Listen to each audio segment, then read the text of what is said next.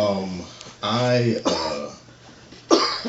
write a lot about anxiety and spiritual angst and violence. These three things are kind of synonymous with me. I kind of, well, not kind of, I do believe, at least in art, that violence is beautiful because violence is disruption. And in a life or a society or a system that is upheld or maintained by inherent disruption, a greater disruption is needed to counter it. That's why Jesus said he came to bring a sword. So I like to write about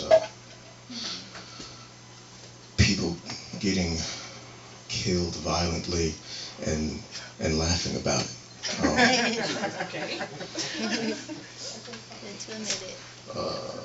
This next piece, once again, if I can find it. Can I find it? Am I going to find it today? Okay. I'll read this one again. I know I said I'll have new stuff each time, but it counts if most of the people are new, and I don't recognize a lot of you, so that's how it's going to go today. Chalk that one up to the game. This next, what did I call this next story? I forgot. Oh yes, it's this next story is called Meridian.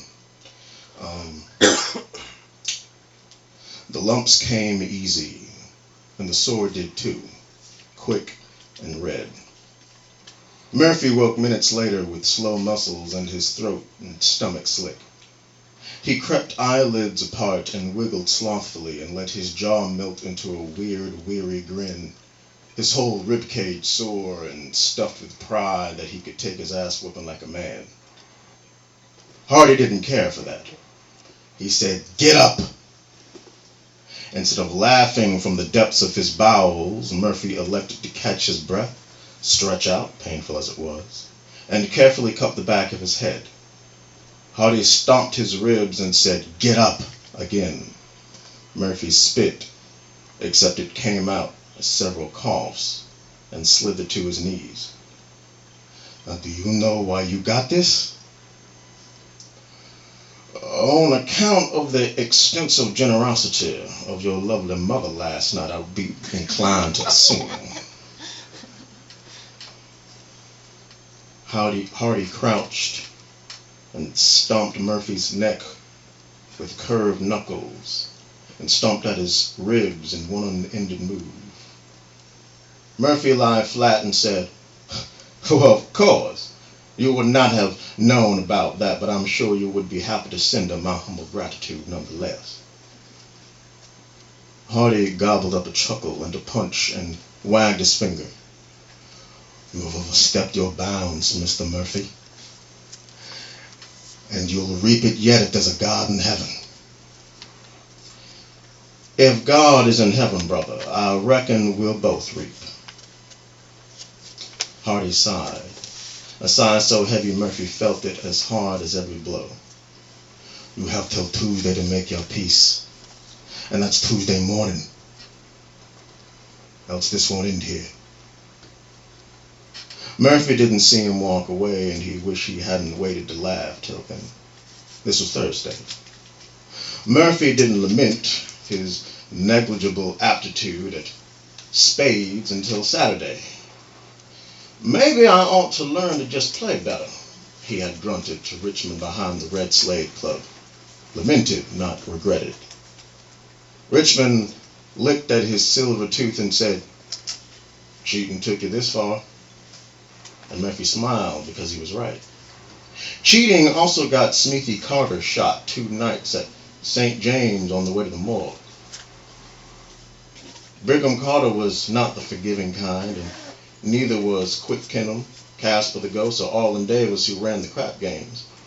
Murphy got up and kept on smoking, bereft of a heavy heart because he knew money covered a multitude of sins, thence the lumps and the laugh. Sunday came, but Murphy did not praise at the morning. He nursed his hangover by massaging his chest. The soreness was still there, but so was his pride, and Murphy smiled at the strange woman knocked out next to him because he knew better. He noted then that Brigham Carter sent Hardy to knock some sense into him. He made not mention for the monetary recompense for the death of his son. Such was expected for all business that was personal. The message, being one with the manifestation, precedes it. Tuesday morning.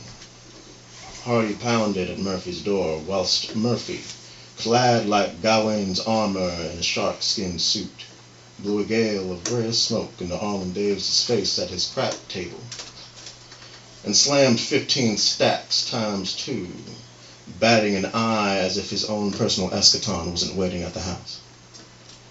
11:45, ante-meridium. What was earned by blood for the wicked was paid to what might as well have been the jest. And Murphy shuffled his cards in contemplation as if praying to logic and logos, the power to outrun both chance and skill. And then he decided like Augustine, not yet. 11:45, prime meridian. Money does cover a multitude of sins, and only blood can atone for blood. And Murphy sucked at a cigar and slammed down his last card with a grin that could eat whole worlds or souls. Tipped his hat, gathered his chips, and left Arlen Davis's gambling house with peace in his heart and the blood on his hands cleansed with more blood. The cold blood of the Father,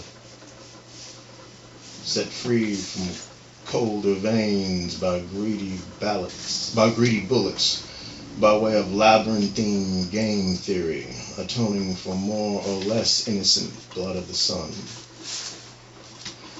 Mr. Murphy smiled, and it ended there.